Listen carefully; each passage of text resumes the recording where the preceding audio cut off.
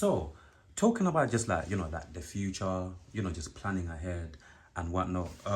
What are some of the things that one of the things that I'd like to know, yeah, is in terms of like, like your connection, because I think it's really important that your connection, like with animals, because I feel like I'm not gonna. That's one of my favorite topics. Like when I speak to you, because I feel like once again I don't really speak to many people on a regular basis, because I feel like it's weird and sad at the same time that so many people that, especially that I encounter on a regular basis, they've got this big disconnection between them and animals. Like for people that are watching this, and obviously, you've got a very, very special, beautiful connection with cats, in it. We've had numerous conversations about you and your cats. Like, what would you say to certain people that still feel like they're disconnected, or even feel like they're not even connected to animals at all? Because even like a good few weeks ago, I've spoken to, randomly, I just asked a few family members, like, like, sometimes when we just randomly like kill little bugs and things like that, have you not ever felt bad before? And everybody said, nah, of course not. And I just thought to myself, like, right, like, because I've caught myself like literally feeling bad when I'm in the bathroom, whatever, and you end up just killing one by accident, and I feel like, and I even said to myself, like, oh, you made me kill it, but I even need, if only like you didn't come next, like thing like that. But just even like in terms of like it's 2025, and having that connection with like with pets, with animals, like what kind of words, even like some advice, or even just in general, like what would you say to certain people who still they do not have no connections whatsoever with with animals and even nature? We'll speak about them a bit, but yeah, you know what I mean. Yeah, I think what I would say is then what makes them think they're so much different from animals, because animals still have their way of communicating. Because some people say, oh, we're more intelligent, we're more cleaner, but cats clean themselves all the time. They've got antibacterial tongues, and like for instance, my cat this morning, I've had a lot of dental surgery recently. So this morning I was like feeling a bit of pain, whatever. But my cat, sometimes he's like on me to get him food, but today he must have felt the pain, he sat there and he started purring, and it really helped my pain. So, and even in sound healing we learned that the frequency of the cat's purr is very healing. It heals them and it heals us. It's like a certain frequency, low frequency. So animals are so willing to help us. They're very innocent. I don't know how someone could hit their dog and things like that, because even if I see it, I get upset because I feel the animal. Even when I see like the dogs on the street, when there's dogs on the street, they'll just look at me, wag their tail, and just come and say hi. Like, it's just a lovely energy. They're like when I say childlike, that childlike innocence really comes from animals. That's what I really feel from animals. Plus, domesticated animals like dogs and cats, they're closer to humans. They're meant to be a bridge for us to even understand animals a bit better. That's why they're in that domain, because they want to communicate with us more. That's why they spend time with us. And yeah, so what I would say is give animals a chance to connect with them. They give us so much. They really do. They give us their fur to keep warm. They share their milk for people that want to eat it, and that's their milk for their babies, but they still share it with humans. So like, yeah, even though like some humans take it, but they also overproduce, some say. So yeah, they're willing to share all these things with us, and what are we willing to share with them? Yeah, even just on a random one, yeah, I feel like this might be either an immature thing, or some people have got their own reasons. What do you think about people who find it disgusting that some people kiss their animals, kiss their pets? Some people find it disgusting that some people actually kiss their dogs and kiss their cats. What are your thoughts on them kind of people? You get what I'm saying? 'Cause I've always thought, I don't know, man. If something's if you really take on a pet from early, and you see that pet growing up as well, realistically, that I don't care what anyone thinks. I just honestly look at it like, you literally look at that pet like that is your baby. That's part of the family. Yeah. That's like, I feel like even some people go past the point where it's like they're not even looking at it as a pet. They're just looking at this. This is my baby, and this is part of the family. You know like obviously, like my cat's my baby, but we don't kiss on the lips. Okay. But he's my baby. He might sometimes lick my hand a little bit. Yeah. No lips. No, like with cats, it's like you can touch nose sometimes. Like they'll put their nose on your nose. Okay. That's their way of connecting. That's their version of a kiss. Yeah.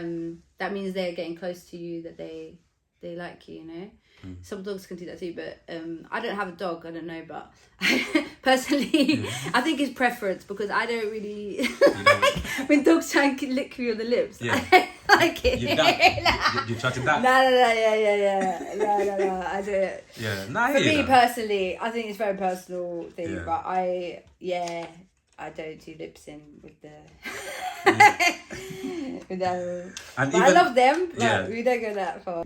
Obviously, processed foods as well is part of that. But you got to say that in terms of like why they consume meat, certain types of meat. I think it's more to parasites. Parasites. But then again, like everyone would have certain level of parasites. It's important for us to all do parasite cleanses, because parasites are very old, like very ancient, and some have been with humans for like since we've been evolving. That's why people need to detox. Yeah, and sometimes the parasite takes over the mind, actually, and wants you to crave certain food because it feeds the parasite. Now that's a mad one to get your head around, because it's craving things like white sugar, acidic foods. Like there's good bacteria too in our stomachs, but it's the harmful parasites that I think if you got too much of them, they really overtake us. It could give us issues with our health, with our sleep, with our brain functioning, because they say that our stomach is our second brain. You know, this is like it can control your cravings. But I would say, you know, listen to yourself, because health for everyone, I understand that everyone is different. Like I've been looking more into blood types. Like my blood type doesn't necessarily need to eat meat, and there's certain foods that I have better like spelt and things that I naturally like, all these alternatives and that I prefer. I found out that, you know, for my blood type is more is better for me to eat these things. So I understand that it does depend on your blood type as well, what foods are suited to you, but also we've got to remember quality, because parasites are in everything, but especially certain types of food and certain types of meat. So it's always important to do parasite cleanse and then see how you feel. And I just want to I've always wanted to say this, but somehow during our conversations I'm forgetting it. You see, like, obviously, you know, like how you dress is very unique and it's beautiful. Because obviously, you know, like I'm from obviously places growing up seeing people that wear Nike and these designer things and whatnot, and people just copying each other, looking the same. You get me? Just like even for me today, just out of curiosity, it's like, what's like over the years, you know, like what's really like inspired like your dress, you know, your dress sense, because even people can see your dress looks beautiful. The way you put your your jewelry together, it looks absolutely unique and beautiful. Like over the years, what got you into like having your own style rather than looking like us? you know what I mean? Oh yeah, I still wear the trainers there. How, man? It still looks funny, you know. If they see the trainers, they'll be like, it goes in the whole outfit. Yeah, man. Yeah, so you know what I mean? I like different cultures. It's unique. It's beautiful, man. I like colours. Yeah. Some people say I dress kind of culturally. Yeah. I do like. I love everyone's different cultures and the patterns that they create and the colours they combine. So you'll see me wearing a lot of different clothes from like all around the world, patterns. I do like nice materials. I also really enjoy expressing myself through clothes, and I like being different. I really do. Like, that's why even with my jewelry, like I see a stone I like, and I'm like, I want to wear that. And that's what made me make jewelry in the first place. I'm like, yeah, I want to make it. And no one else has got a piece like it. You know, they're kind of one-offs. And that's why even people come and buy a piece, because they know it's based around the natural shape of the stone. They're all going to be a bit different. Like this one's tektite, which is formed after an asteroid hit Earth. And this one's fire opal, and this one's fire agate. And then I combine them for the energies that I feel in the day, or like astrologically. And when I started making headpieces, it was because I wanted a crystal on my third eye. And first of all, you know, people would take the piss out of me. Like, okay, my first designs were really basic. It was just a crystal on a string. And look how far you've come. Some people would be like, what's that rock on your head? And like try and poke my third eye and try and poke my... But now I don't really get that. It's kind of like, oh, that looks nice. People don't really do that anymore. But I think it's about how you carry yourself and how you feel confident. Like, yeah, if I want to wear a crystal on my head, so what? It shouldn't be a big thing. Yeah. Do you feel like some people? I feel like yes, obviously, because some people haven't really done enough research on crystals, and some people they're just sometimes ignorant. But for you, like as somebody who's obviously this is a big part of your day-to-day life, yeah. Do you still feel like there's a big group of people who are kind of still ignorant towards like the benefits of crystals? I think more people are getting to know. But it's like, you know, crystals are used all the time in that expensive jewelry. Yeah. Like people buy the diamond rings. They know about diamonds, don't they? They know about the emerald and the ruby. Yeah. Like, You know what I mean? so people do already know. Yeah. But so it's funny. It's funny that because even someone that might be against crystals, I bet they've already got some, and it's in their phone. It's in their speakers. It's in their computers. It's in their watches, you know. Let them know, SoFreeYa. I don't think some of these people are aware of them. That's what I mean. So they already use crystal technology every day. They give off vibration. It's called piezoelectricity. You know, like we go through like some people. You know what? Some people call it mental health. Let me just make it a bit more like that. Like, how is your mental health at the moment? Like, honestly speaking. Yeah, I think meditation really does help because I notice when I don't do meditation, I'm not as present. I'm not as aware, I'm not as thankful because part of my meditation is breathing, connecting with my body, also giving gratitude. Gratitude is very important. And then maybe communicating some desires of how I want to grow or what I want to manifest. That's kind of part of meditation, as well as starting with that silent time and then leading to that gratitude time. I think it's always a process. You go in and out of it. You know, it's hard for anyone. Has anyone really said that they're perfect and that they've reached where they want to reach? But I think it's an ongoing journey, and I'm getting back there. It's like comes in waves. So, yeah, just a bit of meditation every day at least. So you in meditate? Whatever way. You meditate every day? Yeah, but it can be sitting meditation. It can be moving meditation. That's nice, it though. can I be like that, imagine meditation. Yeah. It doesn't even have to be for long sometimes. Look, some days are longer. But if I can, just always try and get meditation in. Like during one of our conversations, did you say like you're not religious, you're more spiritual, or you're both? I am more spiritual because I said I don't believe in like really one religion. Yeah. I see how it's all one thing. Yeah. But yes, I'm more spiritual. And from last time when we spoke here, in terms of like what you want from life or certain things that you want from life, have certain things changed, or it's still kind of like, you know, you still like want the same thing like within your life, if you get what I mean? Or maybe certain things have changed? Because this life is beautiful and ugly at the same time.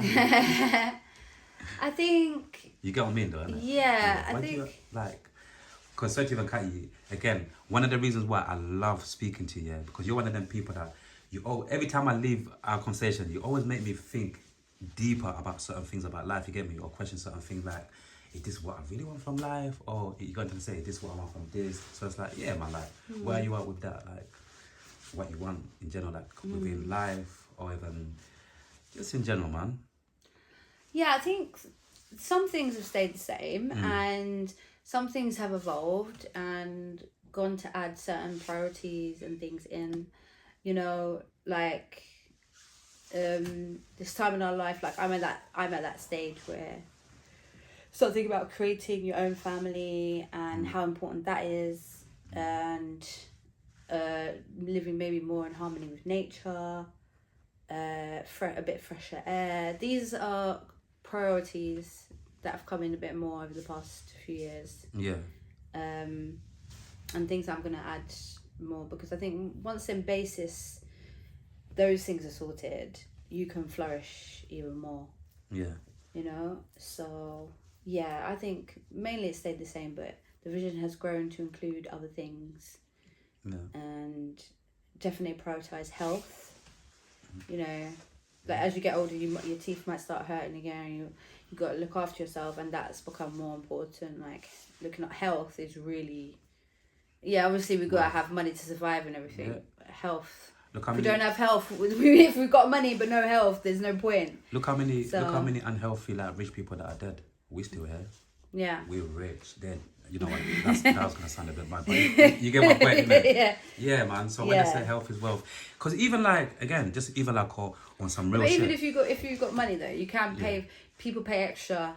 You know, for private healthcare, you could do your body scans. They could catch early exactly. cancers, diseases, and so money can assist you if you are health conscious. If you got that money, but if we look after ourselves, we shouldn't have to go there. Do you know what I mean? So Go there we and try should to be be catching preventatives rather than cures. Yeah, it's true, and so many people have been just like saying, because of obviously some people believe the world is getting worse, and some people still are optimistic. Nah, the world is full of shit, but you know things are still changing. What are you with that? Do you think the world is getting worse, or you feel like nah, there's always gonna be bullshit going on in life, but there are some positives showing that, you know, some aspects of life in different parts of the world, things are getting better? You get me? What are you with that? Yeah, I feel like things are shifting. Things becoming more apparent, and even though I've heard people talk about this, like they're saying that the timelines are shifting, but what I'm seeing is that maybe in a sense certain things are getting worse and certain things are getting better, and it's about which way you're gonna align yourself to, you know. So maybe in areas where pollution is getting worse, we could move to areas where it's improving, where people are making efforts to improve the environment. You know, we have gone a lot way with certain technologies. You know, there's like battery powered cars. I know people have already invented like water engines and even air engines, but they've been kept kind of hush hush. Absolutely. The whole money thing. So there's a lot of technology out there and things that are being invented that can actually improve life a lot, and it's about going to those places where they're allowed to flourish, and those countries that are looking to flourish that, and maybe it's an exodus or a movement of people to go more into certain places that are doing those things and to avoid certain places that are not, because if we're staying in certain environments it might be getting worse, you know, like might be noticing certain things. It's true. How quality of life may not be as good as if we live somewhere else. So I think it's just important questions we have to ask ourselves. What we're going to align to, but there is good stuff happening and bad stuff happening, and it's about going to where you want to be.